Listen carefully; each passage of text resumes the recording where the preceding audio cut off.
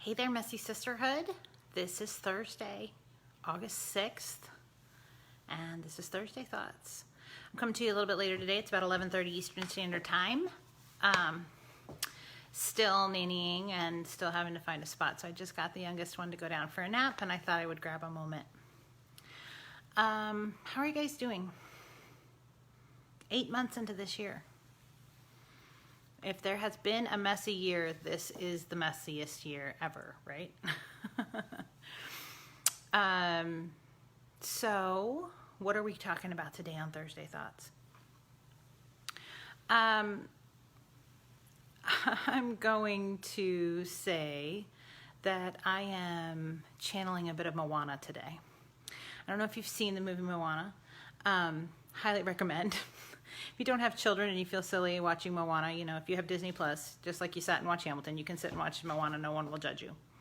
Has some wonderful music. But there are two spots in Moana that I always get emotional about. And I used to think it was silly. And now I realize that, what am I always saying? As it is in the physical, so it is in the spiritual, right? So I think that God will use anything to get your attention. And if it is truth, then pay attention to it, right? So 2 points. Number one, Moana sets out on this journey across the ocean. I'm not going to give away any of the plot line here, and many of you already know it. So she sets up and she ends up, she doesn't know how to sail. She just jumps in the boat and thinks it's just going to come to her, right? And the boat gets capsized and she's overturned, and she says to the good morning, everyone. Good morning, Jessica. Good morning, Sarah. Good morning, Akia. Good morning, Patrice. And yes, Lin-Manuel did the music for both Hamilton and Moana, so I am a bit obsessed with him. So Moana gets in this boat, and she goes out into the ocean, and she doesn't know how to sail. I guess she figures it will just come to her, right? She's got her mission. Her mission in her mind is clear. I am Moana of Motunui. You are going to get in my boat, and you're going to come, and you're going to restore the heart of Te Fiti. That's what she's going to tell Maui when she sees him. And a storm comes. Her boat capsizes, and she says to the ocean, because she's been told by her grandmother that the ocean chose her. And she says to the ocean, a little help here. And this big storm comes and smashes her boat, and her boat ends up on an island in the middle of what seems like nowhere. And she gets up out of the sand, disheveled and covered, and sits up and goes over the ocean and says, not what I meant. And it's humorous because she spews things like, fish pee in you all day. So there, You ever feel that? I feel that. I feel like I get focused. I know what my mission is. I get out there. So a little bump happens, and then I go, a little help, and then something dramatic happens, like a huge storm, and my boat gets shoved, and I'm like, not what I meant. I thought I asked for help. Well, it turns out that the ocean drops her on the island where she can find Maui. And she's like, oh. She never says thank you. But the ocean did help her, but the storm misled her. She thinks that the storm is some kind of punishment. It's some kind of consequence. Or random fate that the ocean is not really with her. And I would have to say, coming into 2020, I would have said to God, not what I meant, right? This was going to be a great year. This was going to be so many big, and I was like, the midway through 2020, I'm like, a little help here, and boom, Corona, and boom, all of these things, unemployment for 4.5 months, and, all of this stuff. And there were mornings where I woke up like Moana, pulled out of the sand, disheveled, going, not what I meant.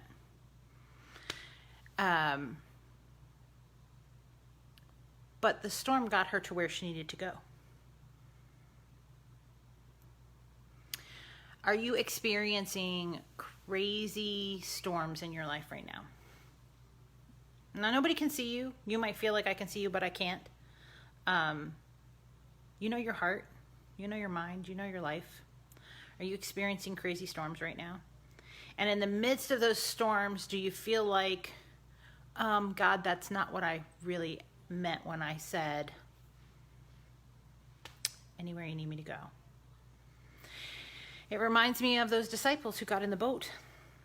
Jesus sent them out in the boat, and he said, I will meet you on the other side. He knew that they needed a break from the people. He certainly needed a break from the people. There was a lot of work that was happening. There was a lot of work that was going on, and Jesus was tired, and it didn't matter where they went, the multitudes followed them. And he knew that the multitudes needed him. He didn't feel bad at them, but he also knew that his disciples needed a break. And so he put them in a boat, and he said, you're going to the other side. I'll meet you over there. And I've heard a lot of preachers say they should have had faith. Jesus told them he would meet them on the other side. He knew they were going to make it.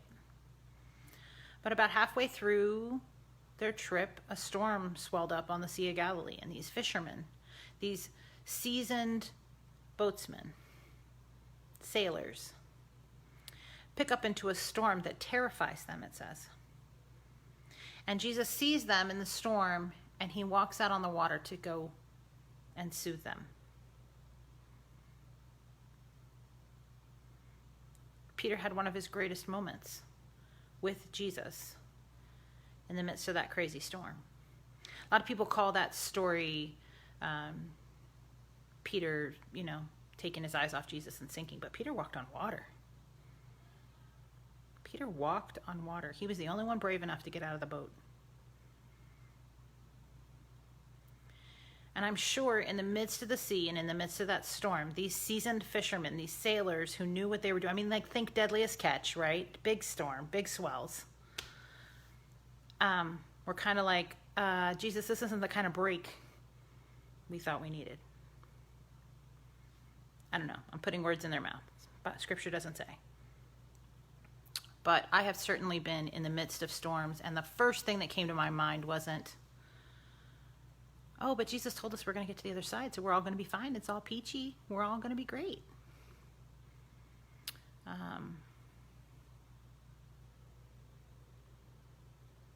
Jesus didn't invalidate their fear. He didn't say you weren't in danger.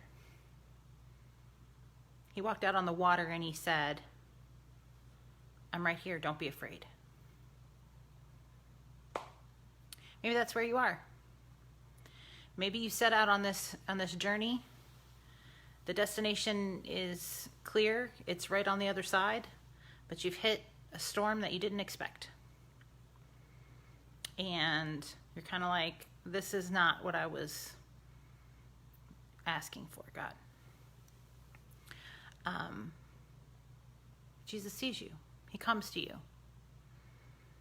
He walks with you. The other part of that movie, Moana, that really gets me every time is when she is in the boat with Maui. Well, Maui leaves her, but she's in the boat, and she really breaks down and says, Ocean, you picked the wrong one. I'm not the right person. You made a mistake. And her grandmother, it's a cartoon movie, right? Comes to her and says, remember who you are. Last week we talked about you are not what you do. That is not where your value is found, right? Sometimes in the midst of our journeys, when the destination is clear, but the journey is treacherous, it is difficult. It is not a straight line, right? We sit down in the midst of ourselves and our struggle, and we throw the biggest pity party. And sometimes we have to. We have to because we have to vent that. We have to get it out. And I disagree with anybody who tells you that the Lord can't handle that. That's not doubting. That's process. Okay? The longer you're silent about those lies and those things in your heart, the longer that it just festers and festers and breeds more. So if you can throw down with God, with your sisters, with those who will sit and pray with you, and just go for it. But I have been Moana in the middle of an ocean on a boat that I didn't know how to steer and said, I'm the wrong one. I'm the wrong one. This isn't my journey. I picked the wrong destination.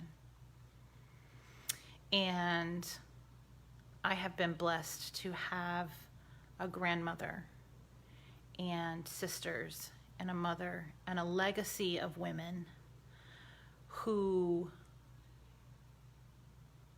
would take my hands in their face and say, remember who you are. This journey is never for the faint of heart. You are never alone in it, although you may be lonely in it. And the strength that you need is not going to come from physical winning and praise of other people. The strength that you need is going to come from down deep inside you, and all of the things that have built together to make you who you are. Your journey's not going to look like anybody else's, and I hate to tell you this, but it is never going to be smooth all the time.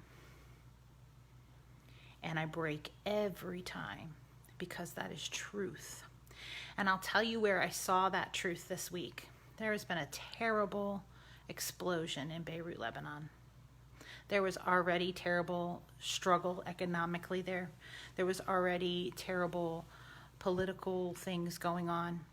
And then last night on the news, you see a granddaughter videoing the devastation of her grandmother's apartment as she plays the music on her piano.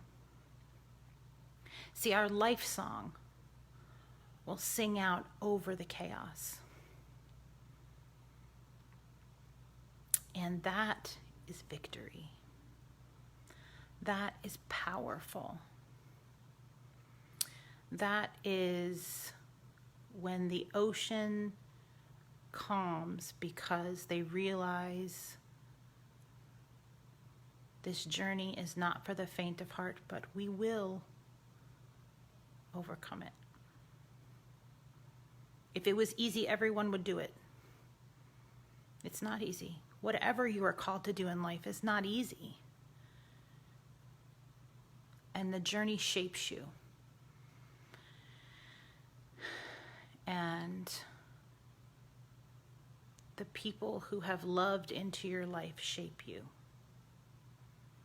And they sing their life song long after their heart stops beating, because their life song sings on in you. And the life song of your sisters.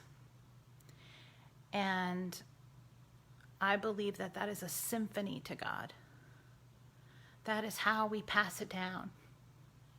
Generation to generation to generation. We pass it laterally to one another.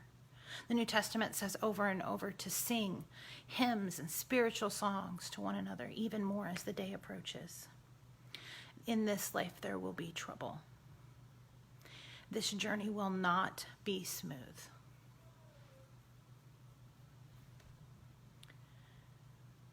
But it is possible.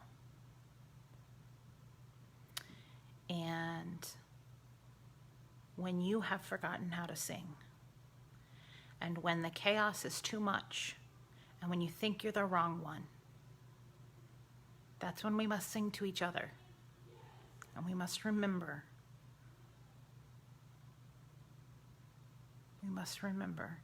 We must carry on. And know that the hardships that mean to break us down can do the opposite in the hands of God. And if he sees us struggling out in our ocean, in our storm, he'll come to us. He actually never left us, right? It's really a perception of where we are and where he is, and it's one of those deep theological discussions that we're not going to have today. But know who you are. Last week I reminded you, you're enough, and your value is not found in what you do. You are the exact right person to be walking the road that you're walking right now. And if you need strength, and you need encouragement, and you need purpose, let us sing our life songs to each other, even above the chaos, and point each other to the one who overcame all of the struggle. Even death on a cross. That's enough. More than enough. We can do it. This is Thursday, and you've almost made it to Friday. Hang in there. Push. And it doesn't matter if you don't sing well. That's not the point.